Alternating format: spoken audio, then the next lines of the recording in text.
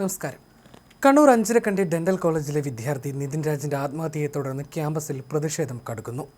SFIയും KSUവും പ്രതിഷേധ മാർച്ച് നടത്തി. SFI നടത്തിയ പ്രതിഷേധ മാർച്ചിൽ സംഘർഷമുണ്ടായി.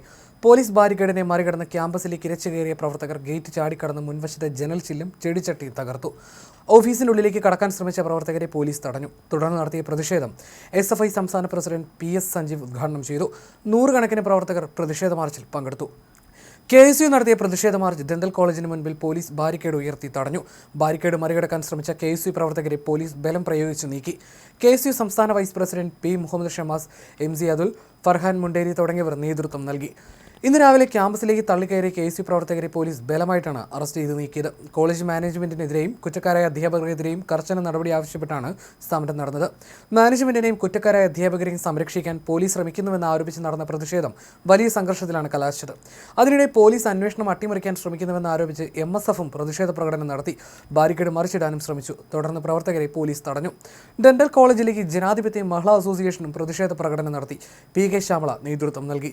ക്യാമ്പസിനുള്ളിലേക്ക് തള്ളിക്കയറിയ KSU പ്രവർത്തകരെ പോലീസ് ബലമായി നേരിട്ട രീതി വലിയ വിമർശനങ്ങൾക്ക് വഴിവെച്ചിട്ടുണ്ട്. ഒരു വനിതാ പ്രവർത്തകയെ പോലീസ് ക്രൂരമായി വലിച്ചിഴിച്ച് വാനിലേക്ക് കയറ്റിയ ദൃശ്യങ്ങൾ പുറത്തു വന്നതോടെ പോലീസിനെതിരെ വലിയ ജനരോഷമാണ് ഉയരുന്നത്. അധ്യാപകരുടെ താൽപ്പര്യങ്ങൾക്ക് വഴങ്ങിയാണ് പോലീസ് വിദ്യാർത്ഥി സമരത്തെ അടിച്ചമർത്തുന്നതെന്ന് പ്രതിഷേധക്കാർ ആരോപിച്ചു. നാണം കെട്ട പോലീസ് എന്ന മുദ്രാവാക്യങ്ങളുമായി പോലീസിനെതിരെ ആഞ്ഞടിച്ച പ്രവർത്തകർ കുറ്റവാളികളെ പിടികൂടുന്നതുവരെ സമരരംഗത്തുണ്ടാകുമെന്നും പ്രഖ്യാപിച്ചു. പോലീസ് പല അധ്യാപകരിൽ നിന്നും മറ്റ് താൽപ്പര്യങ്ങൾ കൈപ്പറ്റിയാണ് വിദ്യാർത്ഥികളോട് ഇത്തരത്തിൽ ക്രൂരമായി പെരുമാറുന്നതെന്നും പ്രതിഷേധക്കാർ ആരോപിക്കുന്നു. നിതിൻ രാജ് മരണത്തിന് മുൻപ് അയച്ച വോയിസ് നോട്ടുകൾ അധ്യാപകരുടെ പീഡനത്തെക്കുറിച്ചുള്ള ഞെട്ടിക്കുന്ന വിവരങ്ങളാണ് പുറത്തു കൊണ്ടുവന്നത്. അധ്യാപകർ തങ്ങളെ ക്രൂരമായി മർദ്ദിക്കുമെന്നും ഇന്റേണൽ മാർക്കിന്റെ പേരിൽ നിരന്തരം ഭീഷണിപ്പെടുത്താറുണ്ടെന്നും വോയിസ് നോട്ടിൽ പറയുന്നു. ഒരു പാവപ്പെട്ട വിദ്യാർത്ഥിക്ക് നീതി ലഭ്യമാക്കുന്നതിന് പകരം പോലീസ് പ്രതികളെ സംരക്ഷിക്കാനാണ് ശ്രമിക്കുന്നതെന്നാണ് വിദ്യാർത്ഥി സംഘടനകൾ ആരോപിക്കുന്നത്. HOD റാം, അധ്യാപിക സംഗീത എന്നിവർക്കെതിരെയാണ് പ്രധാനമായും ആരോപണങ്ങൾ ഉയർന്നിരിക്കുന്നത്. വിദ്യാർത്ഥികളെ ജാതിയുടെയും മതത്തിൻ്റെയും പേരിൽ ഇവർ തരംതിരിക്കാറുണ്ടെന്ന് വിദ്യാർത്ഥിയുടെ മാതാപിതാക്കൾ വെളിപ്പെടുത്തി. നിലവിൽ ആത്മഹത്യ പ്രേരണ കുറ്റത്തിന് ഇവർക്കെതിരെ കേസെടുക്കുകയും അന്വേഷണ വിധേയമായി ഇവരെ സസ്പെൻഡ് ചെയ്യുകയും ചെയ്തിട്ടുണ്ട്. എന്നാൽ കുറ്റക്കാരായ അധ്യാപകരെ ഇനി കോളേജിൽ പഠിപ്പിക്കാൻ അനുവദിക്കില്ല എന്ന ഉറച്ച നിലപാടിലാണ് വിദ്യാർത്ഥി സംഘടനകൾ. മുഖ്യമന്ത്രി പിണറായി വിജയന്റെ സ്വന്തം നാട്ടിൽ ഇത്തരമൊരു ദാരുണമായ സംഭവം നടന്നിട്ടും ഇതുവരെ പ്രതികളെ പിടികൂടാത്തതിനെ KSU രൂക്ഷമായി വിമർശിച്ചു.